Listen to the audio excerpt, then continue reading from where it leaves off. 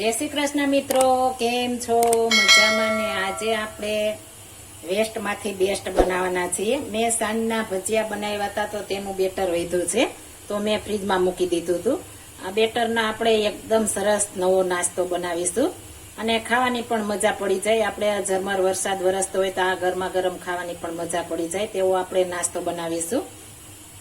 आपणे आ बेटरमां બધા મસાલા નાખેલા છે એટલે આપણે કોઈ મસાલા નાખવાની જરૂર નથી। લીલું લસણ, મરચું, ધાણાભાજી, મેથી, ફોદીનો અને આદુ બધી વસ્તુ આમાં છે તો આપણે કોઈ વસ્તુની જરૂર નહીં પડે। આપણે એક બાઉલ લઈ લેશું અને તેમાં આપણે બેટર નાખી દેશું।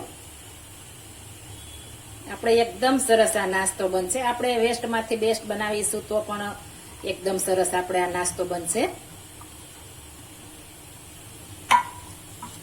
હવે આપણે તેમાં રવો લેશું। જાડો સૂજી આવે છે તે લેવાની છે એટલે તેનાથી એકદમ મસ્ત બનશે। આપણે ચણાનો લોટ ઝીણો હોય છે તો આપણે જાડો રવો લેશું તો એકદમ મસ્ત બનશે। અને તેમાં આપણે નિમક નાખી દેશું। આપણે બેટરમાં તો હોય જ છે તો આપણે રવા પૂરતું નિમક નાખી દેશું સ્વાદ પ્રમાણે અને બંને મિક્સ કરી દેશું। આ રીતના આપણે સરસ મિક્સ કરી દેવાનું છે। ત્યારબાદ આપણે જોઈએ તો આપણે છાશ નાખવાની છે। પાણીનો ઉપયોગ આપણે નથી કરવાનો। આપણે ભજીયાના બેટરમાં પાણી હોય જ છે તો આમાં આપણે છાશ નાખીશું તો એકદમ મસ્ત આપણો નાસ્તો બનશે। આપણે થોડી છાશ નાખશું, જરૂર પડશે તો વધારે નાખીશું।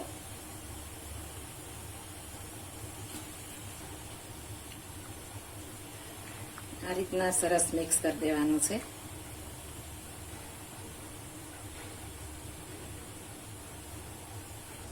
આપણે આ રીતના બેટર તૈયાર કરવાનું છે।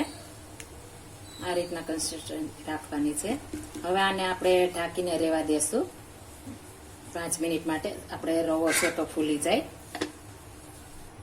એટલે 5 મિનિટ થઈ ગઈ છે અને સાઈડમાં આપણે ગરમ પાણી મૂકી દેવાનું છે। આપણે ઇડલી મેકર કે ઢોકળિયું જે હોય તેમાં આપણે આ રીતના સરસ તૈયાર કરવાનું છે। આ રીતના પડે તે આવી થિકનેસ રાખીશું। હવે તેમાં હળદર પાવડર, ધાણા જીરું પહેલા સરસ આપણે મિક્સ કરી લેશું।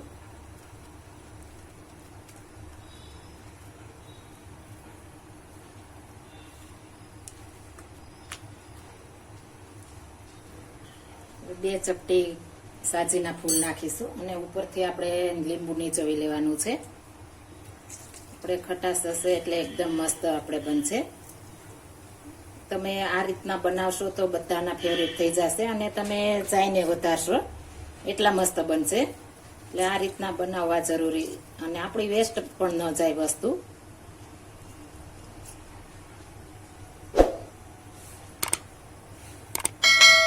સરસ ફેટી લેશું। આપણે એક જ ડાયરેક્શનમાં ફેટવાનું છે। જેમ ફેટશું તેમ આપણો નાસ્તો મસ્ત બનશે।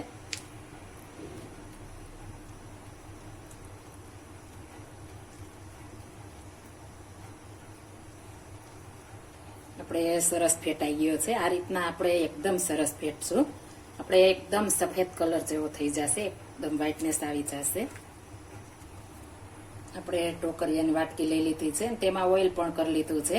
તો આપણે જેવી થિકનેસ રાખવી હોય તે પ્રમાણે તમે વાટકીમાં ભરી દેવાનું છે।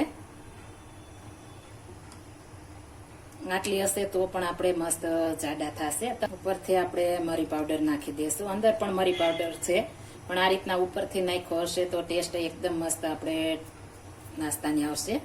આપણે ઢોકળિયામાં ગરમ પાણી મૂકી દીધું છે અને લીંબુના ચોથલા છે તે આમ નાખી દેશું અને ત્યારબાદ આપણે કાણાવાળી ડીશ મૂકી દેશું અને આપણે જે વાટકી તૈયાર કરી છે તે આપણે મૂકી દેવાની છે।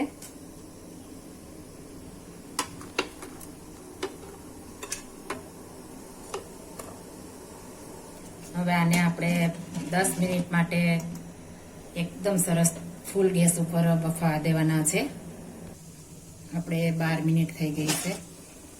સરસ આપણે ફૂલી અને એકદમ મોટા થઈ ગયા છે। હવે આપણે છરી વડે તપાસી લેશું। એકદમ ક્લીન આવે છે તો આપણે જડી ગયા। હવે આને બહાર કાઢી લેશું। આપણે બધી આ રીતના બહાર કાઢી લેશું અને ઠંડી થવા દેશું। આપણે સરસ ઠંડા થઈ ગયા છે। હવે આપણે આ રીતના ફરતી બાજુએ છરી ફેરવી લગાવીને આ રીતના આપણે બહાર કાઢી લેશું. તમે જોઈ શકો છો એકદમ જાળીદાર બન્યા છે અને જરા પણ ચીપકા નથી અને એકદમ સરસ આપણા મસ્ત ફૂલીને દડા જેવા તૈયાર થઈ ગયા છે. આ રીતના આપણે બધા વાટકામાંથી કાઢી લેશું. આપણે આ રીતના જરા છરી અડાડીશું તો ફટાફટ નીકળી જશે. આપણે એકદમ મસ્ત મજાના નાસ્તો તૈયાર થઈ ગયો છે. તમે જો ચાહો તો વઘાર પણ કરી શકો છો, પણ આપણે આ એકદમ મસ્ત ખજૂર આંબલીની ચટણી સાથે મજા પડી જાય તેવા મસ્ત બને છે.